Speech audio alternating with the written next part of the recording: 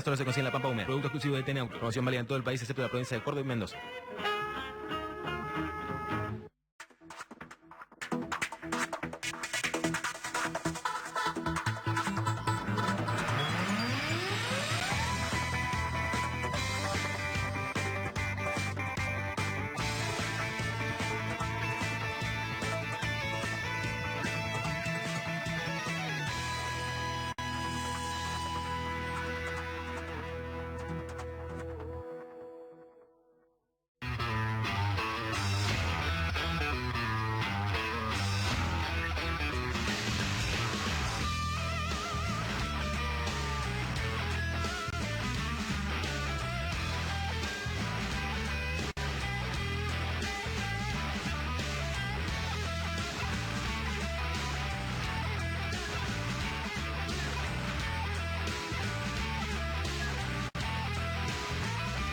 Bienvenidos, esto es Cámara del Crimen. Nos acompaña como siempre todos los sábados Miguel Paradiso para mostrarles a ustedes su mirada sobre el capítulo 1.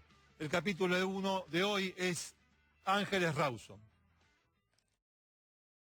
Ángeles estaba boca arriba, sobre ella un hombre que trataba por todos los medios de sacarle la ropa. Le había golpeado, la golpeó en la cara, le golpeó en la cabeza, la estranguló, pero su objetivo no era ese, su objetivo era sacarle la ropa, le levantó la remera, el suéter verde del colegio, se lo levantó a la altura de los hombros, trataba de contenerla y a la vez manosearla, tocarla. También quiso abrirle las piernas, hay heridas de Ángeles en sus muslos internos. Quería accederla, quería tener relación con ella y esa se defendía y se defendía, lo arañó, lo llegó a arañar, el hombre se levanta la remera, lo araña por delante, lo araña en el costado.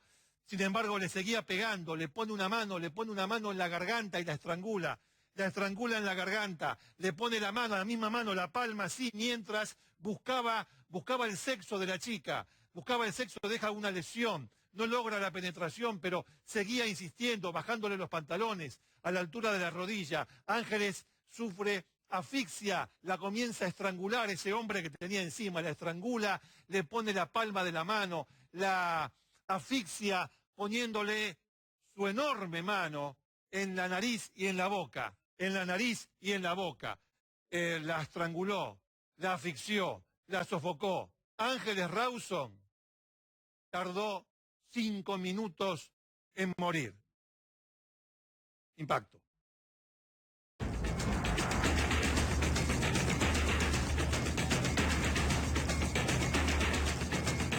Mi mujer 9:30 se da cuenta y me dice, no llegó la momia. Él fue a hacer gimnasio y no volvió más. No volvió más. Un horror, esto es desesperante, que las chicas se pierdan así. ¿Qué puede ser?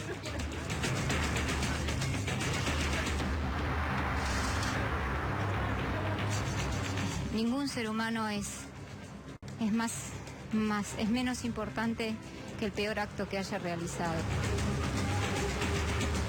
Que se haga justicia por mi hermana. Y quedó detenido el menos pensado hasta el momento, el portero de la calle Rabiniani al 2300. Con un arma en la cabeza y le dijeron que iba a hacer el perejil, que se iba a comer la cama.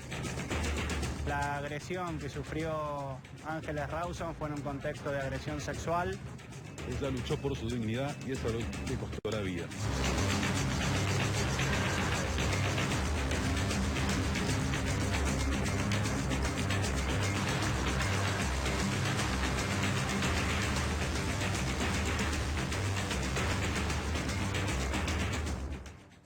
Ángeles, el lunes 10 de junio del año pasado, se levantó temprano para ir a hacer gimnasia por el colegio.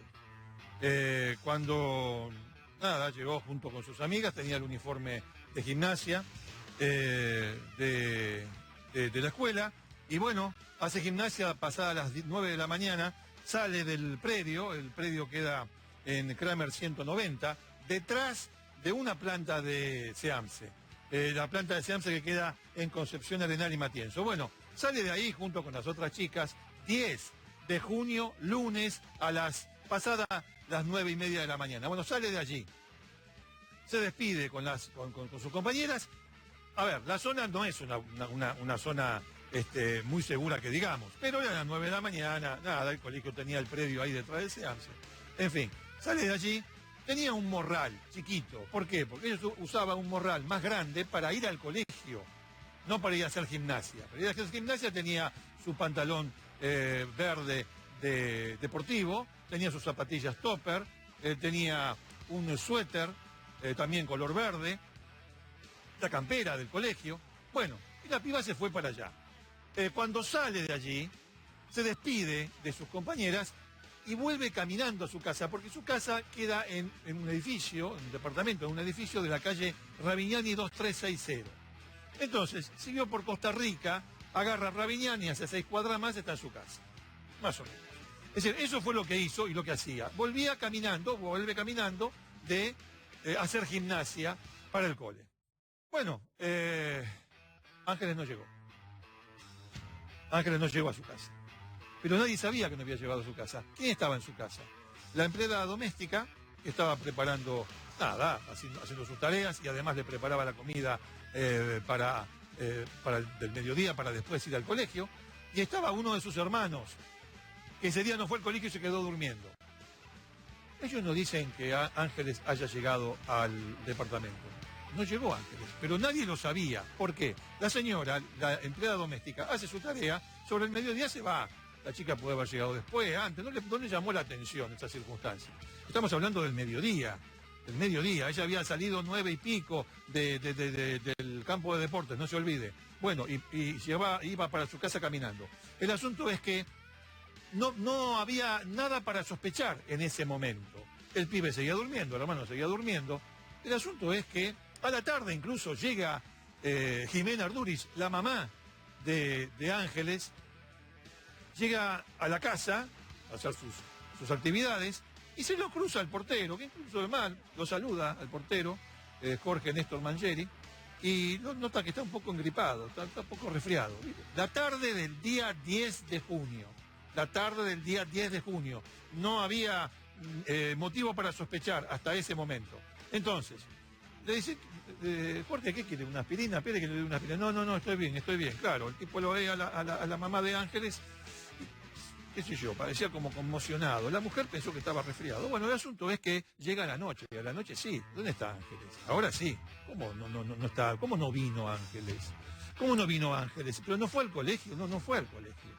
Había ido a la mañana temprano, sí, a hacer gimnasia, pero no al colegio. Y entonces, Jimena, la mamá de Ángeles, está en pareja con Sergio Patovsky. Está separada del papá biológico de Ángeles, de Franklin Rawson. Está separada. Pero entonces, claro, a ver, todos estaban pendientes de lo que ocurría con sus hijos, con los hijos. Y obviamente con Ángeles también. Pero escúchame, ¿no? ¿Te fue a ver Ángeles? ¿No te fue a ver? Comunican que Ángeles no estaba por ningún lado, se lo comunican al papá. Bueno, nada, lo empiezan a buscar por todos lados, llaman a este, al de aquel, al de más allá. Estamos hablando de la noche, ya muy entrada la noche del lunes 10 de junio del año pasado. El día martes 11, el padre va a hacer la denuncia a la comisaría 31. Ángeles no aparece, no está por ningún lado. Pero ¿qué le pudo haber pasado? Claro, esa zona de miércoles donde van a hacer gimnasia, siempre lo habíamos dicho, que es peligrosa, que a ver si todavía le pasó algo. Se fue a la casa de alguna amiga, no, esto, lo otro. No está por ningún lado Ángeles. Pero hace la denuncia, el padre hace la denuncia. Y entonces la mamá empieza, junto con los demás familiares, a buscarla. Hacen una volanteada buscando a Ángeles, que hacía horas que no aparecía, porque no es normal que esta chica estuviese horas sin dar aviso de dónde está. Ángeles no había llegado a su casa, Ángeles no estaba. Quiere ver a la madre cuando buscaba a su hija. Mire. Ángeles salió a hacer su actividad, su rutina de colegio, de gimnasia, al SEAMSE, que es donde tiene ella pertenece al Colegio Virgen del Valle, de acá de Colegiales, y bueno, salió a las 10 menos cuarto con 2 compañeras y se separaron en Costa Rica y Dorrego a las 10, y normalmente, como ella hacía habitualmente desde hace 4 años, y nunca más volvió a casa. Vino a cambiarse como todos los lunes. Sí, como todos los lunes. Y nunca llegó a casa. Nunca llegó a casa. Estaba la señora que nos ayuda los lunes a la mañana, pero que no le llamó la atención porque a veces ella utiliza esos espacios para reunirse con sus compañeras de grupo. ¿Ella fue al colegio? No llegó a ir al colegio. Solo hizo la clase de gimnasia. Solo hizo la clase de gimnasia. O sea, que está desaparecida desde ayer a las 10 de la mañana. Sí, era el horario en que ella normalmente llegaba a su casa cada vez que tenía que hacer gimnasia. Pero ustedes lo escucharon con claridad. ¿Qué pasó con Ángeles? Lo que pasó con Ángeles tiene un primer hito, tiene un momento decisivo. 11:40 de la mañana, de esa mañana, del martes 11 de junio del año pasado, Ángeles aparece. Aparece en la planta de la SEAMSE de José León Suárez. Aparece en la cinta que trata la basura. A Ángeles la habían asesinado y la habían tirado a la basura. A Ángeles Rawson, que tenía 16 años, le hicieron eso. Cuando apareció el cuerpo allí, en esa cinta, se abrieron todas las preguntas habidas y por haber. Una chica que vive en Ravignani 2360, que esto, que lo otro, ¿cómo puede aparecer en una planta de tratamiento de basura? ¿Cómo? Estaba justamente con su ropa de gimnasia, con su suéter verde, con su campera levantada a la altura de los hombros, tenía el pantalón verde del colegio, que usted acaba de escuchar que decía la madre. Tenía los pantalones deportivos bajos, tenía una zapatilla, faltaba otra, tenía la zapatilla derecha, faltaba la izquierda, tenía las 2 medias, tenía una fractura expuesta. Así apareció Ángeles. Pero ¿cómo es esto posible? Es que salió del colegio y todas las especulaciones habidas y por haber. Salió del colegio y un asaltante callejero la agarró. La agarró. Tenía en la cabeza una bolsa. Estaba en bolsas de residuo negras, sí. Estaba en una bolsa de residuo negra, de consorcio. Pero a la vez tenía en su cabeza una bolsa de un supermercado que queda cerca del edificio donde ella vivía y al cual iban muchos vecinos de ese lugar, de la zona. Supermercado Día. Tenía una, y atada acá, estaba también atada en los pies, tenía marcas en las muñecas. Pero eso a simple vista, el primer médico que se acerca dice, a esta chica la estrangularon. Pero ¿cómo es esto posible? La estrangularon y le ponen una bolsa en la cabeza de un supermercado. Pero a ver, entonces ella salió, la reconstrucción, ella salió, se despide de sus amigas, empieza a caminar. ¡Ah, el celular! ¿El celular? ¿Qué pasa con el celular? El celular, no está el celular de Ángeles. Estaba así su morral, pero no estaba el celular. Y el celular de Ángeles, claro, porque empieza la versión, empiezan a correr versiones. Ángeles había cargado 50 pesos, la recarga de celular había gastado 50 pesos. Ángeles tenía una llamada a un banco. Llamó a un banco. ¿Pero qué es esto? ¿Es que acaso el asesino la agarra en la calle, la estrangula, tal vez la agrede de manera sexual? ¿Pero dónde? ¿En medio de la calle? Si ella estaba caminando por Costa Rica, agarra a Ravignani y se pone a caminar hasta la casa. ¿Dónde pudo haber pasado todo esto? ¿Después qué hizo? Claro, tenía un contenedor cerca, la descartó ahí. Se pensaba cualquier cosa para explicar lo que parecía inexplicable, que una nena en estas circunstancias aparezca en la basura. Entonces, ¿qué se hizo? Lo que se hizo fue retirarla de allí y se hizo una autopsia. Héctor Félix Konopka fue el médico forense que firmó la autopsia, que hizo la autopsia de Ángeles Rawson el mismo día 11. Dijo que murió por múltiples traumatismos, evidentemente causados por la compactación de la basura, por la compactadora. Entonces la tiraron viva, la tiraron viva. Pero a ver, ¿qué se sabe de esta chica que estaba en el campo de deporte de su colegio? Fueron a allanar el campo de deporte de su colegio. ¿Quiere ver usted lo que se decía en el momento en que apareció el cuerpo y pasaban estas cosas? Fíjese. Y en estos momentos están allanando el SEAMSE de Colegiales, Valeria. Así es, y llegó la Policía Federal, con efectivos de la Policía Científica y también de Criminalística, y empezamos a ver los movimientos delante, justo de donde nosotros estamos trabajando, apenas arrancaba Telenoche. Hay algunos con unos trajes especiales, que son los de la Científica, trabajando vestidos de blanco. Ellos estuvieron revisando primero el lugar que está ahí donde están estacionados algunos de los camiones que hacen este recorrido, que traen la basura recolectada de la ciudad de Buenos Aires. Acá es el lugar donde se hace la separación. Estuvieron incluso algunos metidos en los containers. Están recolectando pruebas, están recorriendo cada centímetro del lugar. Este es el lugar por donde pasó Ángeles y el lugar en donde habrían dejado el cuerpo, teniendo en cuenta que fue cargado a uno de estos camiones que llevan la basura al depósito final del SEAMSE de José León Suárez. Pero ¿cómo es esto? A ver, pero entonces, pero el tipo que la agarra y la pone sobre el camión no se da cuenta que hay un cuerpo ahí. Claro, la gente tira tantas cosas, hasta tira animales, qué sé yo, pero ¿cómo es posible? Pero es eso, la estrangularon, que con un alambre, ¿cómo la estrangularon? Pero no la estrangularon porque Félix Konopka, el médico forense, dice que murió por los traumatismos, por los golpes recibidos cuando entró en el sistema de reducción de la basura. ¿No estaba viva? ¿Cuánto agonizó esta chica? Desapareció a las 10 de la mañana aproximadamente del día anterior, del 10 de junio. Estamos a la tarde ya del día 11 de junio, del martes. La familia sale. Inmediatamente hubo una figura que acaparó la atención de todo el mundo. ¿Por qué? Porque era el vocero de la familia, Sergio Patovsky, el padrastro de Ángeles. El padrastro de Ángeles que sale y dice que nunca había llegado a la casa y que esto puede ser obra de un degenerado, que la familia estaba destruida y que él está en permanente comunicación, Sergio Patovsky, está en permanente comunicación con la investigación, con los policías, que lo consultan, que van, que le dicen que esto, que lo otro. Es la figura que acapara toda la cuestión, por lo menos de parte de la familia, la madre, a la que se había escuchado antes hacer una apelación cuando su hija estaba desaparecida, ahora, frente a la circunstancia de su hija asesinada, y que aparece de esta manera. El caso es extraordinario, sobre todo por esta última cuestión, por cómo termina, no por cómo empieza. Por cómo termina. Una chica tirada a la basura de 16 años que venía del colegio. Entonces, sale la madre y estaba todo el país, se podría decir, escuchando, esperando escuchar a la mamá. Mire. Quiero principalmente agradecer a todos lo que hicieron para que encontráramos a Ángeles.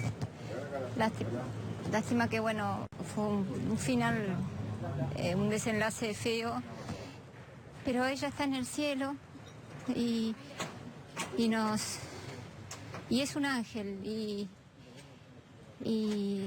va a iluminar con su luz a todos nosotros y a la justicia para que obren con justicia. No sé nada de la investigación, les pido por favor que aparte no me pregunten porque yo no quiero averiguar.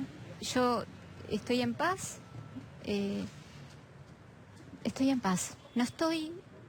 aunque no sé por qué no estoy enojada. Creo que bueno, es tremendo, pero ningún ser humano es menos importante que el peor acto que haya realizado. Sí, que se castigue con todo el peso de la ley. Los papás tenemos que respetarlos, ponerles límites, pero estar muy presentes. Pero vos estabas muy presente, vos decís cuiden a sus hijos y vos eres una mamá que cuidaba mucho a tu hija. Pero esto sucedió, estas cosas pasan como pasan las guerras, como pasan las Torres Gemelas, como pasan. Muy filosófico para algunos. Ninguna persona, ningún ser humano es menos importante que aquel de los peores hechos que haya cometido. Mucha gente esperaba otra cosa. Yo no estoy abriendo juicio ni si está bien ni está mal. Son sentimientos de una mamá que acaba de perder a la hija. En privado esta mujer no paraba de llorar. Y tomaba café, tomaba café, tomaba café y no paraba de llorar. Y tomaba café y no paraba de llorar. Frente a las cámaras, a lo mejor muy sedada, hizo esta reflexión. A muchos les pareció, claro, nosotros siempre juzgamos. Eso es un tema. Nosotros, cuando hay un caso criminal que nos interesa, nos metemos. Del lado de este, del lado de aquel, del lado del otro. Está bien, no vamos a seguir por ese camino. Lo que quiero decir es que esta era la mamá a la que le acababan de decir, poco tiempo antes, que su hija fue asesinada y tirada a la basura y encontrada en la SEAMSE de José León Suárez. Pero ella no era la que aparecía a cada rato. El que aparecía a cada rato era Sergio Patofsky. Sus actitudes, yo lo definí el año pasado como un bocón. Lo mantengo. En ese momento lo fue. Hablaba y hablaba y hablaba y hablaba y no llegó a casa, y no llegó a casa, y no llegó a casa, y tuvo que ser un degenerado porque ella no llegó a casa, porque entonces la gente, a ver, es un señor que en ese momento provocó el efecto contrario a aquel que quería provocar. Provocó que mucha gente sospechara de él, por sus ojos, por su actitud, por su gesto, porque hablaba y hablaba y hablaba y hablaba y hablaba, y decía yo estoy con la policía, ellos me informan todo a mí. ¡Cállese la boca, señor! Bueno, no. Y eso provocó toda una onda en su contra, y como por carácter transitivo en contra de la familia. ¡Ah! La mucama, claro. La mucama dijo que no llegó. Y si está comprada la mucama, empezaron todo ese tipo de lucubraciones. Las familias se peleaban. Andás a ver este con aquel, con el de más allá. Opatovsky. Escúchelo. Opatovsky. Llamamos al Instituto de Inglés y tampoco había ido. A partir de ahí llamamos al celular. El celular responde con un mensaje de texto, o sea, lo pasa mensaje de texto y automáticamente el teléfono se corta. Creo que toda la familia tiene claro de que esto fue un azar, le pudo haber pasado a cualquier nena del colegio. Esa sábana la usaba mi hijo mayor.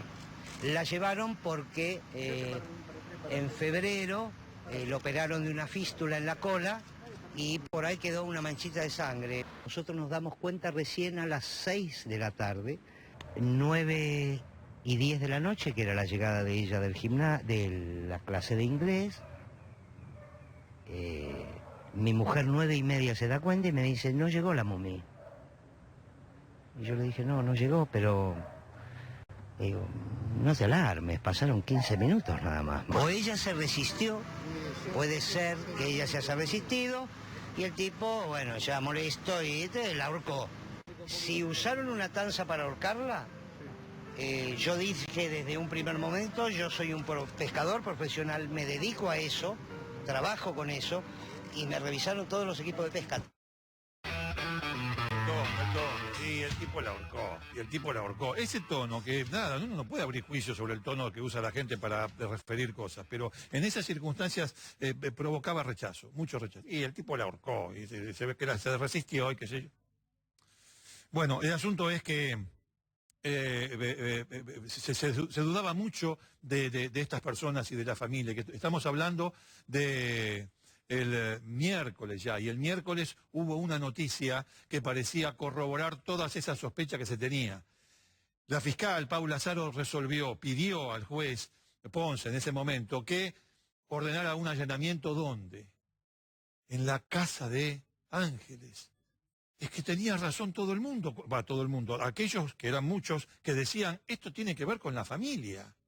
Ordenen un allanamiento en la casa de Ángeles, pero... A ver, antes de ordenar el allanamiento, lo que pasó fue algo que nadie tenía previsto. Cuando aparece el cuerpo, ¿vio? Cuando aparece el cuerpo en la SEAMSE y todo eso, y comienza este círculo de declaraciones y demás por parte de Opatovsky, hay algo que es el segundo hito de todo este caso. Van a ver las cámaras de seguridad de la cuadra de Ravignani al 2300. Y entonces, como el edificio de Ángeles no tiene cámara de seguridad, pero el de al lado sí, 2330, van ahí, ¿quién va? Va la policía, va la fiscal, y va también el portero del edificio de Ángeles. ¿Y qué ven? ¡Ven esto!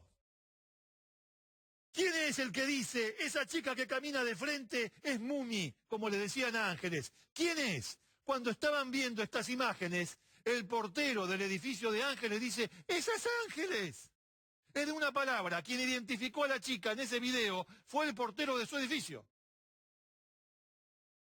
quien identificó a Ángeles caminando hacia el edificio donde vivía, es el propio portero de ese edificio, Mangieri. ¿Qué hora era? ¿Qué hora era? 9:50 y tanto. Casi las 10 de la mañana. Entonces, el segundo hito de este caso, a Ángeles no la agarró un depredador callejero. Ángeles no fue agredida en la calle. Ángeles llegó a su casa. Llegó al edificio. Entonces, Opatovsky, usted dijo que no llegó nunca. ¿Cómo que no llegó nunca? Mire, la chica llegó. No pasó de largo, llegó. Y si llegó, ¿por qué usted dice que no llegó? De vuelta, la empleada doméstica. Señora, Ángeles entró a la casa, puso la llave, tocó la puerta, tocó el timbre, le abrieron de afuera la puerta del edificio. No. El hermano. No vino a la casa, al departamento, no llegó. Pero ¿no la vio acaso ahí entrando? O, se supone, 3 pasos más y estaba entrando al edificio. ¿A dónde va a ir si no?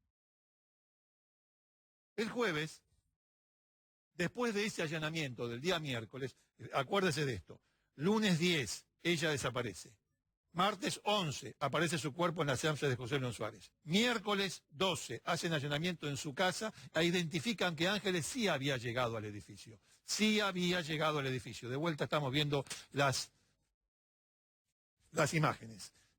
Ahí estamos viendo cuando llega al edificio. El miércoles a la noche, cuando parecía que algo iba a pasar, pasó. Hicieron el allanamiento, se llevaron la computadora de Ángeles, se llevaron una caña de pescar, la caña de pescar de este hombre, Opatovsky, que pesca, que se dedica a la pesca profesional. Se llevaron sábanas manchadas con sangre. ¿Para qué? Cuando se supo que había sangre en una de las sábanas de la casa de Ángeles, todo el mundo dijo, bueno, ¿dónde hay que firmar la condena? A ver, usted se acuerda, ¿no? Bueno, todos, a ver, pero no es un cargo que yo estoy haciendo Todos entramos. Hasta la fiscal Paula Azaro, estaba investigando a la familia, no estaba investigando a otra cosa, estaba investigando la familia. Entonces se llevan la sábana con sangre. Entonces sale Opatovsky que dice, usted lo acaba de escuchar recién. No, lo que pasa es que mi hijo tiene familia ensamblada, ¿vio? Uno de los hijos el padre biológico es Opatovsky. Tuvo un forúnculo en una nalga y bueno, se manchó la sábana. Cosa que para la gente no cerraba y a lo mejor el tipo estaba diciendo la verdad. De hecho, decía la verdad. ¿Pero quién le creía a Opatovsky? Nadie, al contrario. El jueves, explosión. 7:07 de la mañana. Se acabó el caso Ángeles. Chocaron trenes en Castelar, 3 muertos, 315 heridos. El gobierno en primera fila. Pero no, ni siquiera eso pudo separar, sacar, apartar del interés general, público, el caso Ángeles. ¿Por qué? Porque ese jueves a la noche, por una testigo mentirosa de la cual ya le voy a contar, el juez Ponce hizo desfilar, el juez Ríos, perdón, ya Ponce había dejado el caso, porque el caso le correspondía a Ríos. El juez Ríos había hecho desfilar por tribunales a la noche del jueves, cuando todos los programas, políticos y no políticos, estaban hablando del desastre de la política de transporte de este gobierno que provoca muertes. Cuando se estaba hablando de eso, el juez ordenó que todos los vecinos, y lo estamos viendo, todos los vecinos del edificio de Ravignani 2360 vayan a declarar a tribunales. ¿Por qué? Porque ninguno fue. Y porque hubo una testigo mentirosa que dijo que había escuchado, el día de la desaparición de Ángeles, discutir a la familia. Ya voy a volver sobre ese punto. El asunto es esto es un hecho objetivo. El juez hizo ir a todos los vecinos a la medianoche, ahí en camiones, en camionetas de la Policía Metropolitana y de la Policía Federal. Todos a tribunales a declarar. El viernes la hecatombe. 14 de junio del año 2013. Mangieri, a todo esto, el portero del edificio, aquel que había identificado a Ángeles en la cámara de video del edificio de al lado, ¿declaró? Porque la verdad, había que saber cuáles eran los movimientos, o cuáles fueron los movimientos en el edificio el día lunes 10 de junio, cuando la nena desaparece, cuando quien tengo a mis espaldas desapareció. No había ido a declarar, decía que estaba enfermo, qué sé yo. Bueno, el viernes, hecatombe. Toda la familia a declarar. ¿Por qué? Porque la fiscal Azaro los tenía acá. A ver. Los tenía acá. Acá. A ver si se contradecían, si era lógico lo que estaban hablando sobre lo que pasó, sobre su historia, había algún problema entre ellos, ¿qué hubo? ¿Cómo eran las relaciones entre la familia? Bueno, todo el mundo a declarar, la abuela, la madre, los hermanos, todo el mundo a declarar. Hasta que aparece, y acá sí me voy a detener un segundo, aparece un testigo. Un testigo. Este testigo, ¿cómo es que aparece? Lo trae el Ministerio de Seguridad de la Nación. Gobierno, cuestionado por lo de Castelar, pone un testigo, sí, dije bien, pone un testigo en el caso Ángeles. ¿Quién es este señor? Parece, va a declarar a la fiscal Azaro, que la verdad cuando lo escuchaba no sabía si reírse, si llorar, en fin. Dice, yo andaba en el colectivo, yo iba sentado en el colectivo, testigo que acompañó la doctora Cristina Caamaño, funcionaria del Ministerio de Seguridad de la Nación. Lo acompañó ella. Usted se debe acordar de esa imagen, esa noche fatal del 14. Ahí la vemos a Cristina Caamaño, ¿ve? Esa señora que está ahí, la señora de 55 años es Cristina Caamaño, que había sido fiscal, o sea que sabe de la injerencia que no se debe permitir la injerencia del Ejecutivo en el Judicial. Pero no importa, ahí está la doctora Caamaño. Lleva un testigo que dice, yo estaba andando en colectivo y resulta ser que desde el colectivo veo a un señor que era de cabello canoso, medio ensortijado, parecido a Patosky, que estaba cerca de un contenedor pateando una bolsa de residuos. La verdad. La verdad. Lo dijo. Entonces, lo dice. No le dan bola en la fiscalía. Pero, como estaban tomando declaraciones de la familia, y Opatowski tenía que venir después, ¿qué se vio en ese momento, a la noche del 14 de junio? Se vio que a Opatowski lo llevaban casi en el aire, lo trasladaban y lo hacían entrar a la fiscalía. ¿Para qué? Trascendido como estaba, el tema de que había un testigo que lo podía comprometer. Después se ve a Opatowski entrar casi detenido, no estaba detenido. Entrar portándolo en el aire a la fiscalía, dicen, ya está, esto ya está. La fiscal, dale que le toma declaración a la familia, y de golpe y porrazo, ¿quién aparece? El portero. Aparece el portero. El portero, pero aparece por su cuenta, no, lo tuvo que ir a buscar la cana. No quería ir. Manchetti, el portero, que era el que conocía todos los movimientos del edificio, el que había identificado a la chica en esa cámara de seguridad, no había ido nunca. Es más, cuando llega, para no armar, una cuestión que realmente nunca se explicó, entró con una gorrita de policía y una campera de policía. Porque ahí está, ahí lo ve, ahí está entrando Manchetti. Ahí está entrando Manchetti aquella fatal noche del 14 de junio del año pasado. Ahí lo entra. Bueno, Manchetti entra, se sienta. Muy bien. Está la fiscal ahí, está el prosecretario, el secretario. Ahí lo vemos, Manchetti. Bueno, lo van a buscar, ahí atrás creo que está su mujer. Bueno, muy bien, se sienta. Manchetti, la fiscal lo ve y le dice, Manchetti, era hora. Usted nos tiene que ayudar a conocer los movimientos del edificio ese día. Manchetti, era hora, ¿eh?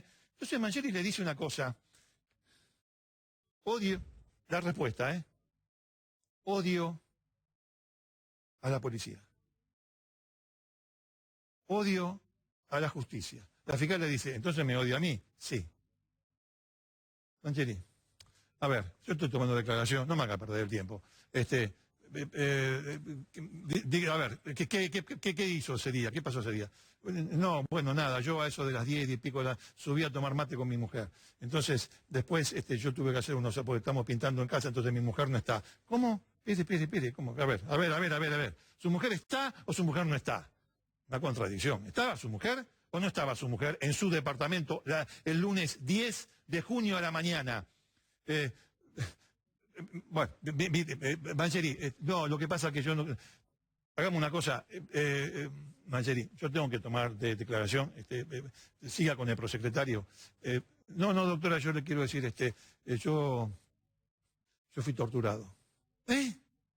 ¿Cómo fue torturado? Mangieri, ¿pero qué me está diciendo? Le dice la fiscal Paula Azaro a este hombre. ¿Cómo que fue torturado? ¿Torturado? Vamos a ver a la presidenta, debe ser el primer torturado por la policía en democracia. Sale la fiscal al pasillo, ve a unos policías y grita. A ver, ¿ustedes saben quién torturó a Mangieri? ¿O al portero? Entra de vuelta y dice, no. Entonces Mangieri, al ver la reacción de la fiscal frente a la enormidad que le estaba diciendo, a ver, que la policía tortura no es una novedad, pero que lo haya hecho en este caso, no era lógico. Entonces el tipo le dice, no, bueno, tortura no.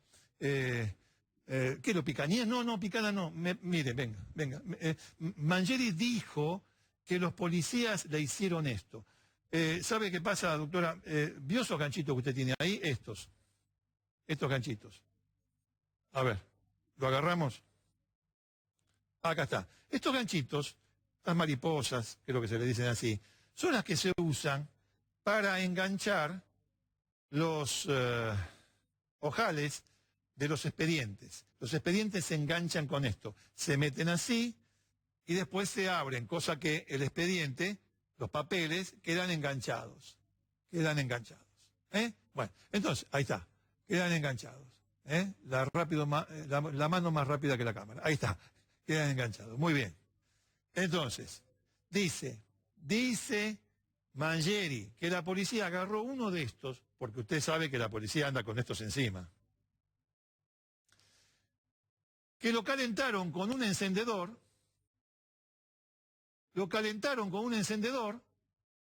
dijo Mangieri que hizo la policía en un auto, lo calentaron con un encendedor y que después se lo pasaron por los brazos. La fiscal le dice, Mangieri, no me haga esta película. No, doctora, en serio, mire, se levanta la remera y tenía marcas. Enseguida, cuando las vio, ahí vemos las marcas que tenía Mangieri en la panza. Cuando la fiscal la vio, esas marcas, Mangieri, vamos a hacer una cosa. Mire todo lo que pasó con Mangieri hasta ahora. La fiscal seguía pensando en la familia, no en Mangieri. Vamos a hacer una cosa. Yo ahora mismo voy a ordenar que vengan los médicos legistas y que los revisen. Quédese acá, le dice al secretario, al prosecretario que se quede acá, que llama a los médicos, qué sé yo doy la orden que vengan y lo revisen. Yo me voy a tomar declaración. Va a tomar declaración y de vuelta estaban ahí los familiares y la fiscal. Bueno, pero esto no cierra porque lo otro, lo más allá. La fiscal estaba con el tema de los familiares. Hasta que estaba tomando declaración y de repente se abre la puerta y entra de vuelta el prosecretario. Dice, doctora, ¿qué quiere, querido? Estoy tomando declaración. Mangieri. Otra vez, Mangieri. ¿Qué pasa con Mangieri? Venga, quiere hablar con usted. Bueno, disculpe, qué sé yo. Va a verlo a Mangieri. Mangieri, le dice el prosecretario, no quiere continuar la declaración. Quiere hablar con usted a solas.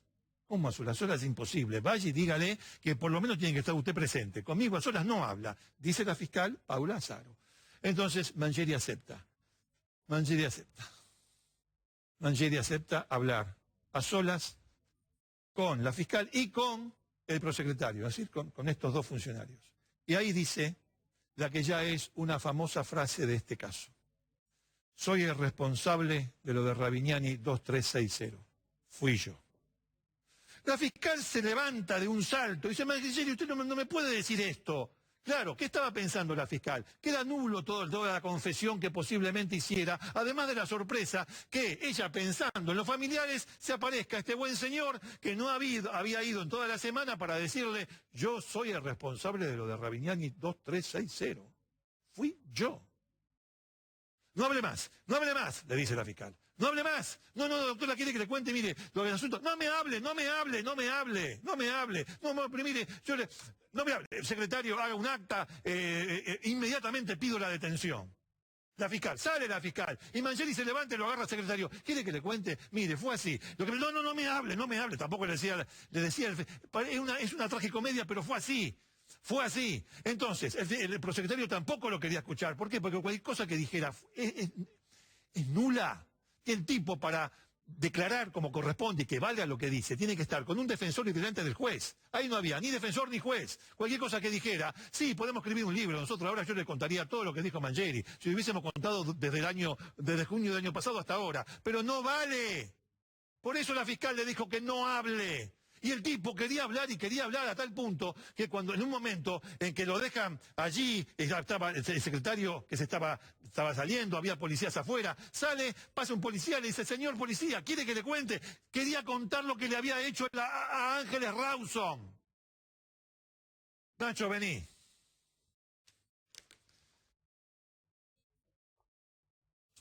Y resulta ser, ¿cómo te va? Y resulta ser que desde que se sentó, claro, lo detienen, por orden del juez, lo llevan al despacho del juez, con un defensor oficial, y dijo, bueno, Mangieri, ahora sí, diga todo lo que tiene que decir. No hablo más. No hablo más. Y no hablo más hasta el día de hoy. Nacho, yo voy a tomar un poco de gaseosa. Y este documento que tengo aquí es la autoincriminación de Jorge Mangieri. Fue aquel día que Ricardo le contaba, el día viernes 14 de junio a las 5:15 de la mañana. Nunca más habló. Este es el documento que prueba lo que hizo Mangieri aquella noche.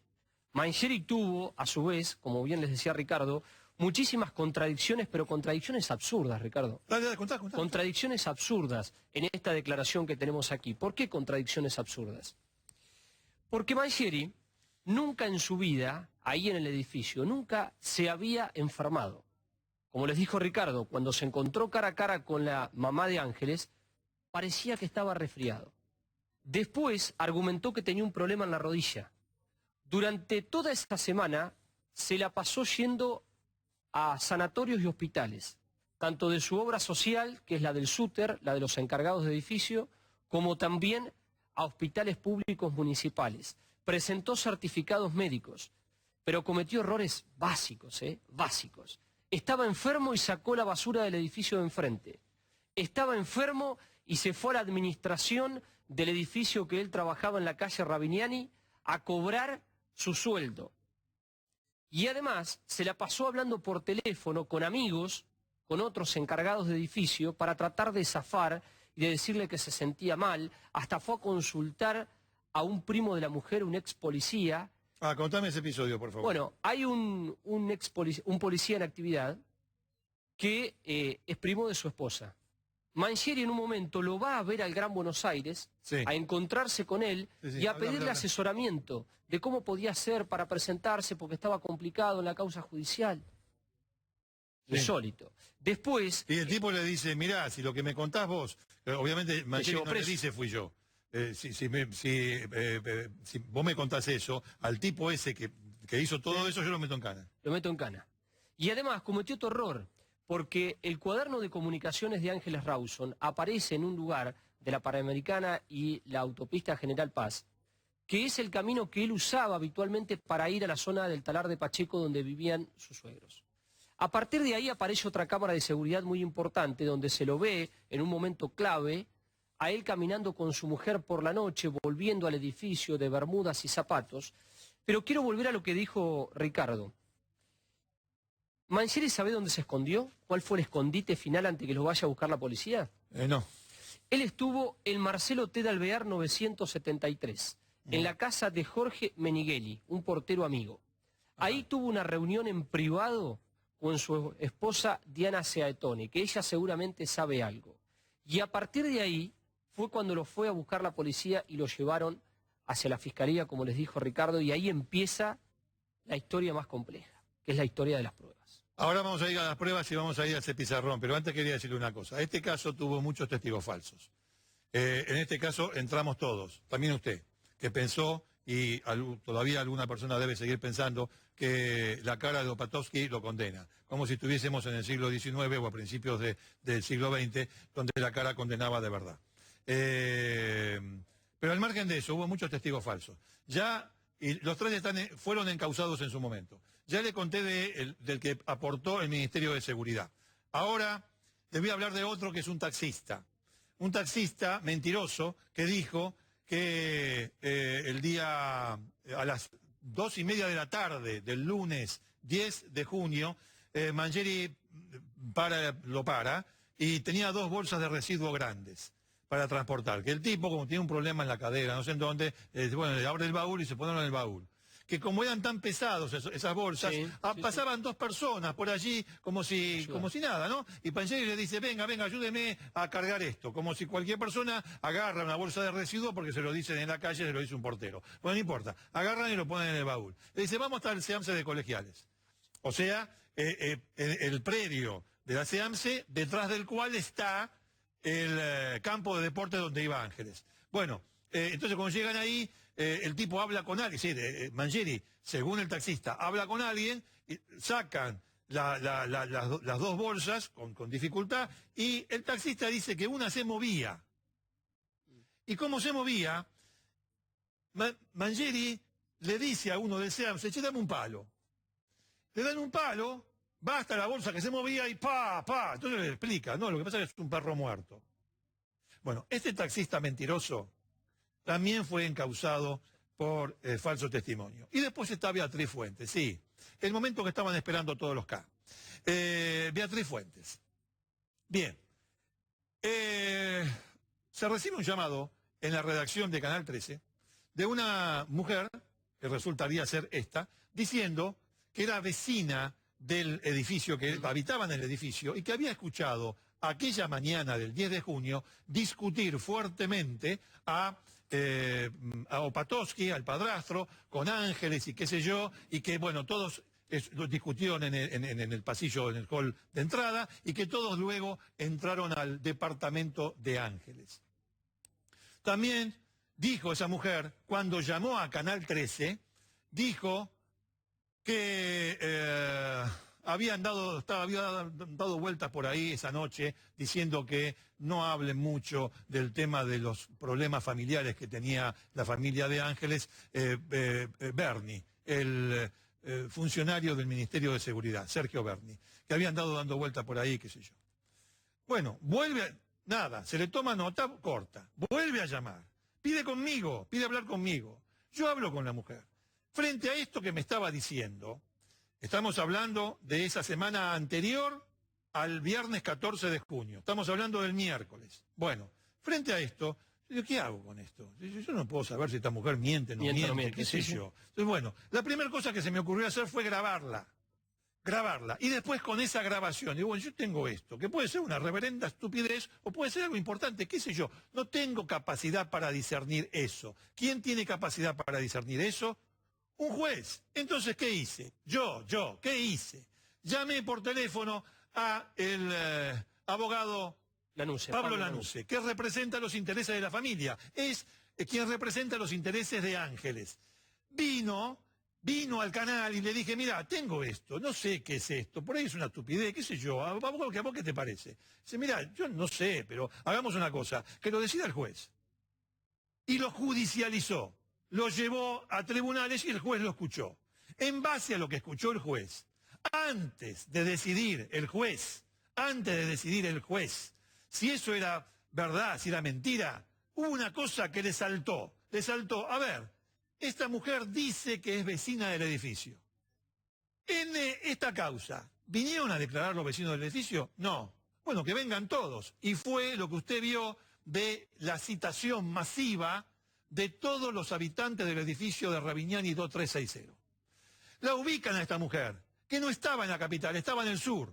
La traen, la sientan delante del juez y ¿sabe qué? Era una reverenda mentirosa. No vivía en lo de Ángeles, había inventado todo. ¿Por qué? Pregúnteselo. Nunca dio explicaciones de por qué había inventado todo. El taxista, esta Beatriz Fuentes y el testigo del Ministerio de Seguridad, 3 de los tantos testigos falsos que tuvo este caso. ¿Está dicho? Bueno, para los K. Ahora, sí, vení. Vamos a la parte médica. Vení, porque Ángeles Rawson no murió por la compactadora. El médico Héctor Félix Konopka se equivocó. El médico que hizo la autopsia de Ángeles se equivocó. No murió por múltiples traumatismos, no murió por la compactadora. A Ángeles la estrangularon.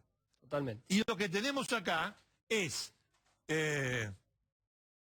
agrandado, no sé cómo se dice. Le hemos ampliado, ahí está. Hemos ampliado uno de los diagramas, de los dibujos que hizo la Junta Médica convocada por la justicia para determinar cómo murió Ángeles, cuánto tiempo fue su agonía, si tuvo, al final de cuentas, el agresor logró su objetivo sexual o no lo logró. Bueno, lo de Héctor Félix Conosca, el médico que hizo la autopsia, fue tan malo que tuvieron que hacer una junta médica de 9 médicos.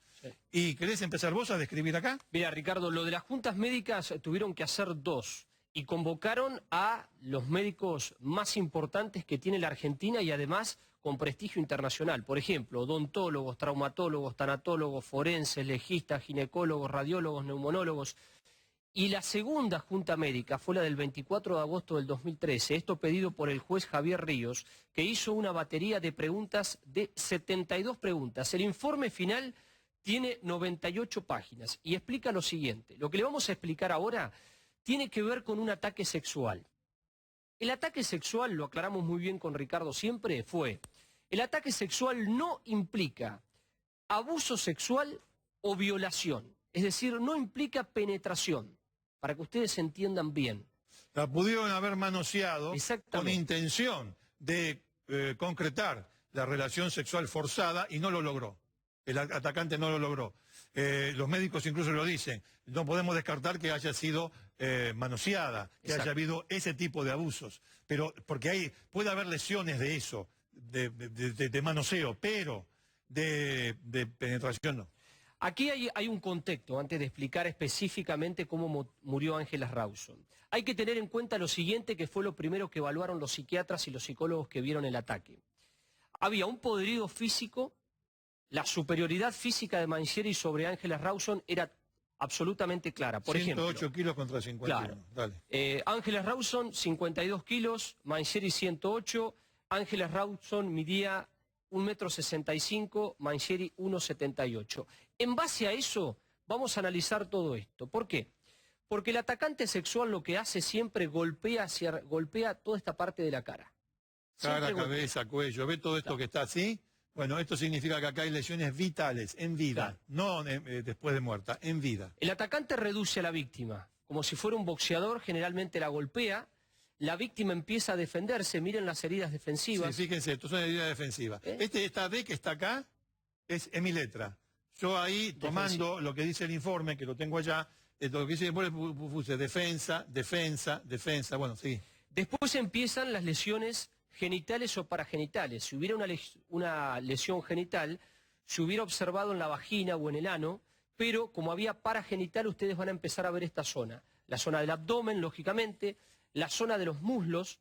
¿Por qué? Porque el ataque, y aquí viene lo más importante de la investigación, es lo siguiente. Lo que piensa la investigación es que el lugar donde todo sucede es el 8º piso donde vivía Mangieri, el departamento que él tenía en el edificio. A ver, ¿cómo hizo que la nena fuera hacia ese lugar? Nunca se pudo probar cómo lo hizo, pero se sospecha que él engañó a la nena. Le puede haber dicho, mirá, llegó una carta para tu papá, llegó un impuesto, tengo que hablar con vos. Ella se había criado en el edificio donde él estaba y hasta había tomado la merienda en el departamento de él. Así que había una confianza, había un abuso de esa confianza. Mangieri la conocía desde que la nena tenía 6 años. Exactamente. O sea, hacía 10 años que la conocía. Fíjese si no le va a tener confianza. Como para ir al departamento por una excusa cualquiera. Estamos hablando de que ese video la muestra 9:54, más o menos, casi entrando a la casa. Claro, entró al edificio, no entró a su casa. Cuando la familia dijo que a la casa no entró, la señora, la mucama, el hijo, tenían razón, no había entrado a la casa, pero sí entró al edificio. Se cree que fue el 8º piso y además, con la diferencia física que había de ese peso y esa altura, el ataque se da dentro del departamento. Primero con un golpe seguramente y luego empiezan las situaciones de fuerza, donde Ángeles Rawson, ustedes van a ver, es atacada de frente y ella está boca arriba. Boca arriba, sí. Miren esto. La espalda. ¿Eso sabe qué es? Eso es una escoriación. Claro, sí. Ella está tirada en el piso. Claro. Y él encima. Entonces, ¿cómo no se va a lesionar, a raspar la espalda? Ella quería pararse, lógicamente. Lo que pasa es que este hombre la supera en proporción, en peso y en fuerza. Entonces empieza toda esa situación del ataque y ella se defiende como cualquier mujer con sus manos. Es más, en un momento... Que tenía uñas largas. Tenía uñas largas ella. Y además, en un momento, él se apoya sobre sus rodillas, las apoya sobre el pecho de ella y hay lesiones en las costillas. Lesiones en las costillas, izquierdas y derechas. Fíjese esto que está acá en los muslos es el intento de alguien que quiere forzar a abrir las piernas. Y es el intento de alguien que se resiste a que le abran las piernas. Por eso estas lesiones son típicas de la agresión sexual, igual que esta que está en la casi en la panza, en el bajo vientre. Y hay un tema, Ricardo, este tipo de heridas se pueden generar con las manos o también con las piernas y fundamentalmente con las rodillas del atacante. Ricardo le dijo algo hoy, que hay dos tipos de características que marca la Junta Médica en este tipo de heridas. Unas son escoriaciones y otras son esquimiosis. A ver, ¿cuál es la diferencia? La esquimiosis son hematomas, fundamentalmente esto que vemos aquí. Estos son hematomas, es decir, cuando una cosa se presiona y genera un hematoma. Un hematoma, sí. Pero la escoriación es distinta. ¿Sabes cómo terminan descubriendo, Ricardo, que el atacante para la justicia, Mangieri, quiso generar un ataque sexual? A ver, dale. Miren. Mangieri tenía lesiones, obviamente. Mangieri tenía lesiones en el abdomen, es decir, en la panza, en los laterales, pero también en los glúteos y en parte de las piernas. En la ingle. En la ingle. Hay una parte que se llama trocánter, que está ubicada aquí. Está en esta zona.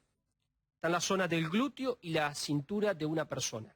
Entonces, ¿qué pasa? Un día el doctor Pablo Lanuse con los peritos de parte mantienen una reunión ahí en Avenida Corrientes y Callao, donde funcionaban las oficinas. Y uno de los médicos le dice al abogado: ¿vos te diste cuenta que Mangieri tenía el pantalón bajo también?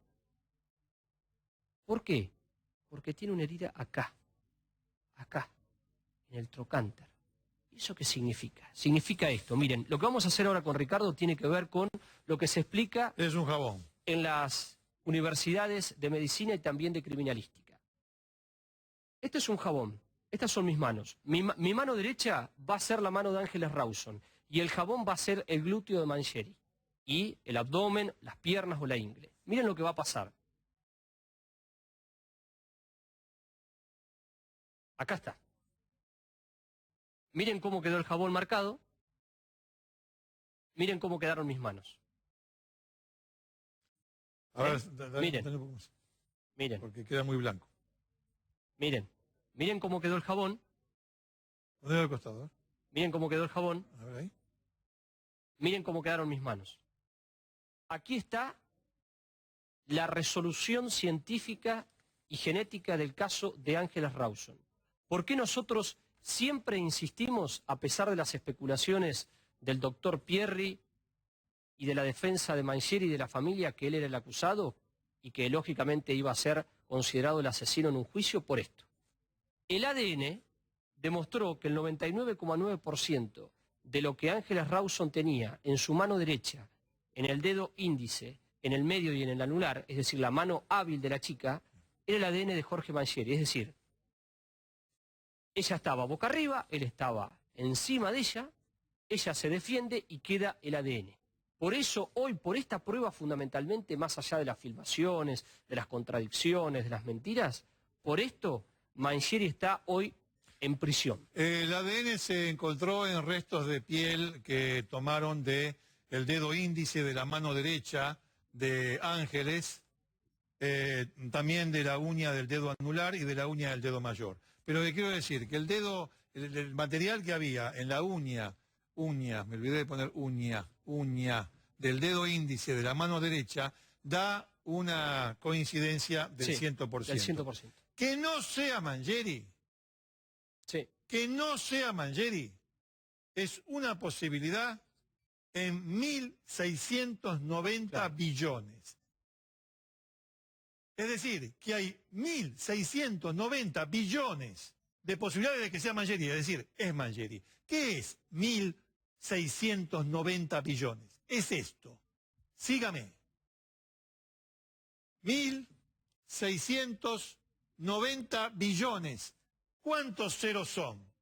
12. 1, 2, 3, 4, 5, 6, 7, 8, 9, 10, 11, 12. Acá, esta es la posibilidad de que sea Mangieri, contra una de que no sea. Exactamente. Esto es ciencia. Esto es ciencia. Se cuestionó el método, más que nada desde la defensa de Mangieri, eso hay que aclararlo. La defensa tiene que defender. Del doctor Corach, que es el científico que hace el examen genético. El doctor Corach es un hombre que trabaja hace muchísimos años en la justicia, ha usado protocolos internacionales, tiene muchísima experiencia, pero va a ser, ahora cuando venga a partir del 18 de febrero el juicio, Adrián Tenca, que es el nuevo abogado de Mangieri, ya no está más Marcelo Biondi y no está más el doctor Pierri, va a plantear esto, el tema del ADN, de cómo se hizo ese estudio de ADN del doctor Corach. Eso es lo que ustedes van a escuchar en las audiencias que van a hacer los días miércoles y algunos de los viernes de cada mes. Quiero decir un par de cosas para ir cerrando el tema de Ángeles Rawson. La primera cuestión es que todo esto que nosotros le mostramos, lo que le hemos explicado y demás, es de lo que se tiene que defender el portero Jorge Néstor Mangieri. No es una certeza, es la acusación fiscal, es lo que se ha investigado. La investigación dio como resultado esto que ustedes acaban de escuchar o que están escuchando desde hace una hora. Ha habido varias leyendas con relación a este caso. Una que tiene que ver con los testigos falsos, que ya lo he comentado. La otra con el micropene. Se ha dicho que Mangieri tiene una dificultad en su miembro viril. Es mentira. Es mentira. Es una absoluta mentira. ¿Sí? Es mentira. Los informes médicos no hablan de eso. Todo lo contrario. El juez quiso saber si a Ángeles Rawson la pudieron haber violado inconsciente. No. Ángeles Rawson nunca estuvo inconsciente. Perdió la conciencia cuando murió, después de 5 minutos de esas maniobras que le expliqué al principio de compresión en nariz, boca y cuello. No hay signos de actividad sexual previa de Ángeles Rawson, de ninguna naturaleza. Todo eso es fantasía. Y el doctor Héctor Félix Konopka, que hizo la primera autopsia, se equivocó en cuestiones básicas de la medicina forense. Murió porque le hicieron un mecanismo mixto de asfixia.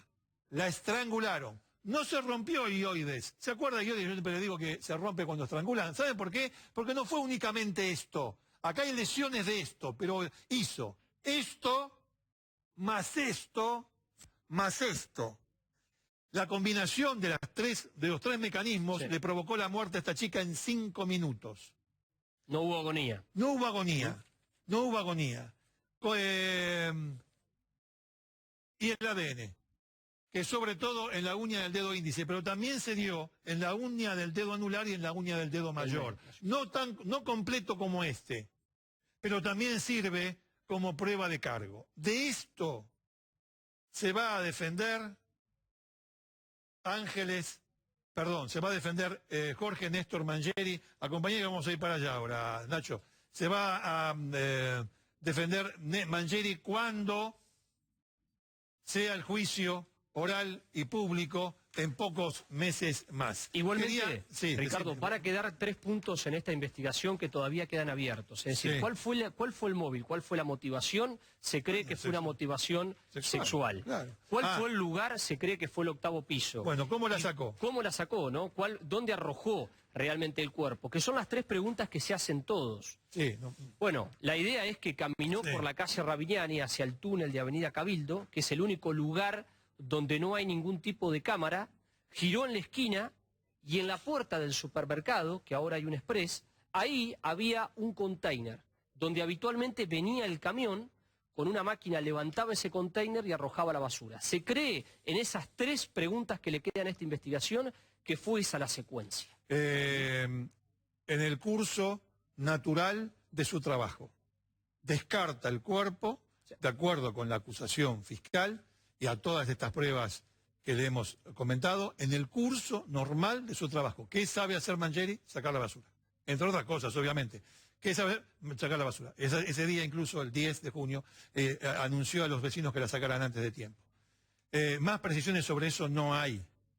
Pero todo esto es de lo que se va a defender Mangieri. Creo que habrá quedado alguna cosa también, Sí. pero quiero cerrar este tema con algo que acaba de pasar. Ahora, en este lugar, estamos, como se decía antes, en vivo, las 4:06, 7 minutos. ¿Cuánto estamos? ¿Cuánto es? 8. 4:08. Muy bien.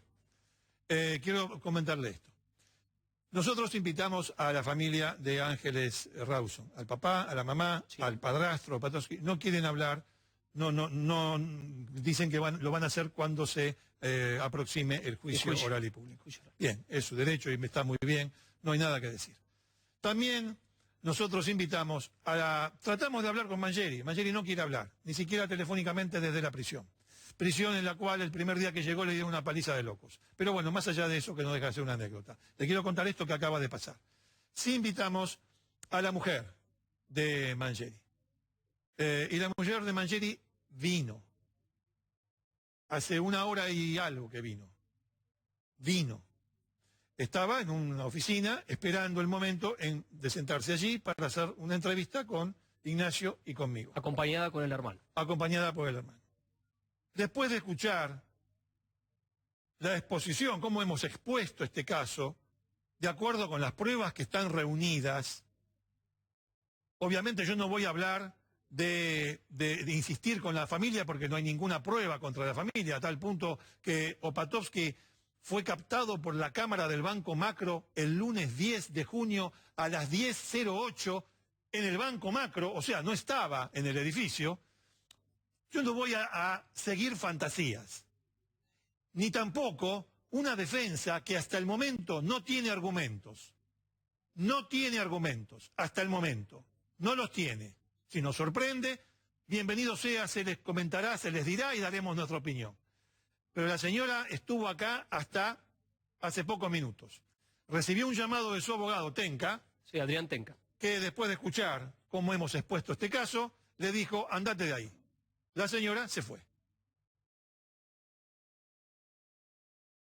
Ángeles Rawson fue muerta en el curso de un ataque sexual. Desde el momento que la empezaron a agredir en el cuello y en la cara, vivió 5 minutos más. Clip para cerrar este caso.